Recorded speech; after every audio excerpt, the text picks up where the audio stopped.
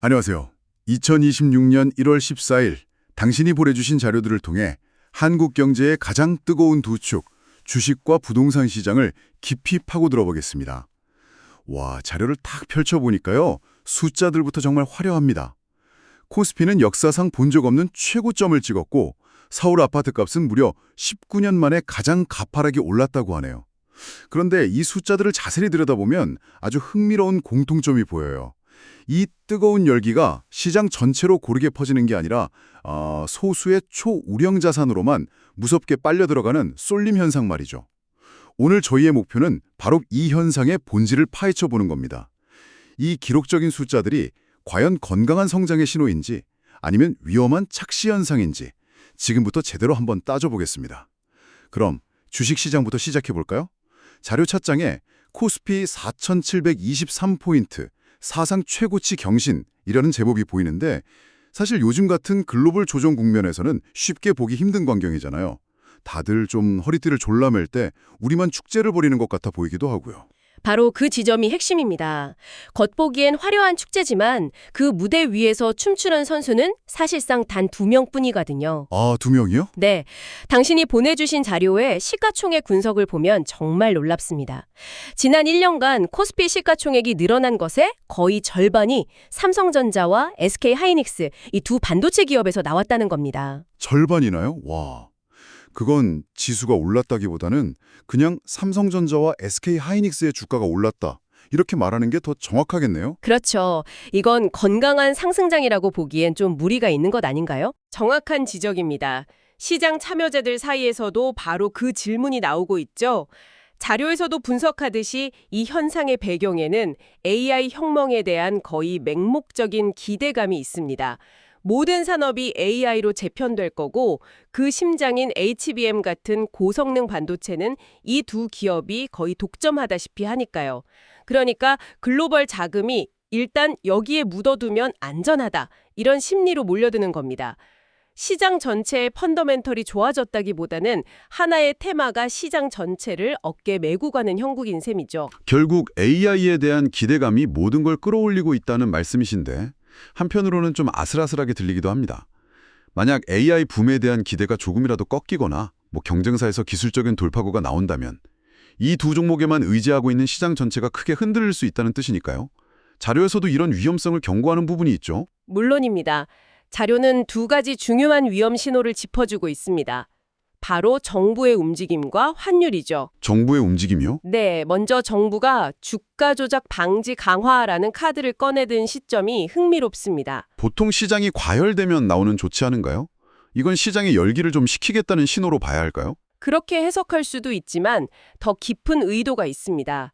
이런 쏠림 장세에서는 특정 종목을 중심으로 비이성적인 과열이나 불공정 거래가 발생하기 쉽거든요. 아, 정부의 메시지는 시장을 억누르겠다가 아니라 이 비정상적인 상승을 예의주시하고 있으니 선 넘지 마라 라는 뭐랄까 강력한 경고에 가깝습니다. 투자자들에게는 지금의 상승이 언제든 당국의 개입으로 제동이 걸릴 수 있다는 불확실성으로 작용하게 되는 거죠. 투자자 보호와 시장 건전성을 위한 일종의 안전장치를 거는 셈이군요. 그리고 또 다른 변수, 환율도 언급되어 있습니다. 원달러 환율의 변동성이 커지고 있다는 게 구체적으로 어떤 위협이 되는 건가요? 환율이 이렇게 요동치면 특히 이 시장을 이끄는 외국인 투자자 입장에선 머리가 아파집니다. 네. 예를 들어서 미국 투자자가 삼성전자 주식으로 10% 수익을 냈다고 칩시다. 그런데 그 사이에 원화 가치가 10% 떨어져 버리면 달러로 다시 환전했을 때 결국 본전치기가 되는 셈이거든요. 이걸 환차손 리스크라고 하죠. 아, 수익률이 아무리 높아도 환율에서 다 까먹을 수 있다 이 말씀이시군요. 그렇습니다. 지금처럼 외국인 자금이 삼성전자와 SK하이닉스에 집중된 상황에서는 이 환율 변동성이 훨씬 더 치명적일 수 있습니다. 환차손 우려가 커지면 외국인들이 순식간에 자금을 뺄 수 있고 그럼 두 종목은 물론 지수 전체가 무너질 수 있으니까요. 자료에 나온 금융당국의 외환시장 변동성에 신속히 대응하겠다는 발표는 바로 이 외국인들의 불안감을 잠재워서 자금 이탈이라는 최악의 시나리오를 막겠다는 강력한 의지 표현으로 읽어야 합니다. 라는 예상치 못한 난기류를 만날 위험도 함께 안고 있는 상황이군요. 흥미롭게도 주식시장의 이야기가 결국 소수의 반도체 대형주로 귀결되는 것처럼 당신이 보내주신 부동산 자료에서도 아주 비슷한 흐름이 발견됩니다. 모두가 오르는 것 같지만 사실은 특정 지역에 그들만의 리그가 펼쳐지고 있다는 건데요. 이쪽 상황도 한번 들여다보죠. 잠깐만요. 이 부분은 정말 역설적인데요. 자료를 보면 정부가 대출을 꽁꽁 묶어서 주택담보대출 잔액이 34개월 만에 처음으로 줄었다고 합니다. 돈 빌리기가 하늘의 별 따기가 됐다는 뜻인데 서울 아파트 값은 19년 만에 최고로 올랐다고요? 이건 상식적으로 좀 말이 안 되는 것 같은데 어떻게 이런 현상이 가능한 거죠? 그 모순적인 상황이야말로 현대 부동산 시장의 모든 것을 설명해 줍니다.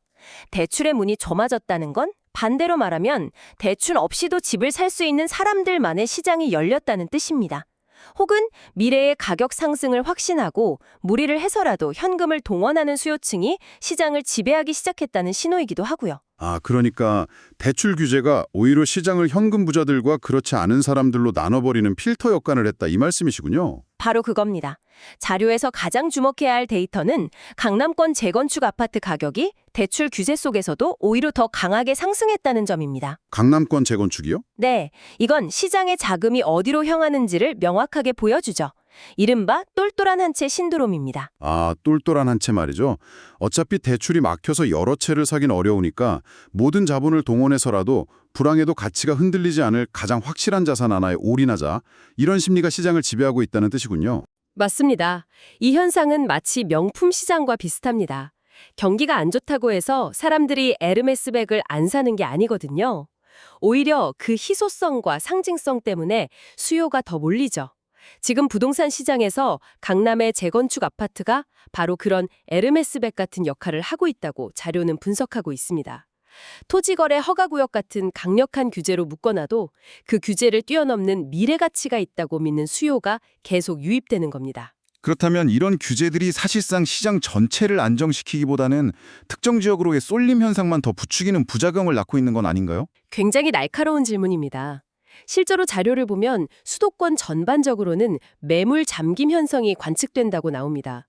팔고 싶어도 양도세 부담이나 아니면 더 오를 거란 기대감 때문에 매물이 안 나오는 거죠. 거래는 줄어드는데 강남 같은 핵심 지역의 신고가는 계속 나오니까 시장 전체의 왜곡이 심해지는 겁니다. 규제는 분명 시장의 과열을 막는 효과가 있지만 의도치 않게 자산의 양극화를 심화시키는 촉매제가 되기도 하는 셈이죠. 상황이 정말 복잡하네요. 그렇다면 자료에 나온 전문가들은 2026년 시장을 어떻게 전망하고 있나요? 이 쏠림 현상이 계속될 거라고 보나요? 네, 전문가들의 전망을 종합하면 한마디로 줄다리기 속 양극화 심합니다. 한쪽에서는 금리 인상 가능성과 강력한 대출 규제가 집을 사려는 사람들의 발목을 잡는 힘으로 작용하고 다른 한쪽에서는 압도적인 공급 부족과 핵심지에 대한 견고한 수요가 가격을 밀어올리는 힘으로 맞서는 거죠. 이 팽팽한 줄다리기 속에서 어중간한 입지의 부동산은 힘을 잃고요. 자금은 더욱더 확실한 프라임 자산으로만 몰릴 가능성이 크다고 보고 있습니다. 결국 부자들은 더 부자가 되고 그렇지 않은 사람들에게는 내 집 마련의 문이 더 좁아지는 시장이 될 거라는 좀 암울한 예측이 지배적입니다. 자, 오늘 당신이 제공한 자료를 통해 2026년 1월의 대한민국 자산시장을 깊이 있게 들여다봤습니다. 정리해보면 주식시장은 소수의 반도체 기업이 AI라는 날개를 달고 전체 지수를 끌어올리는 화려하지만 위태로운 비행을 하고 있습니다.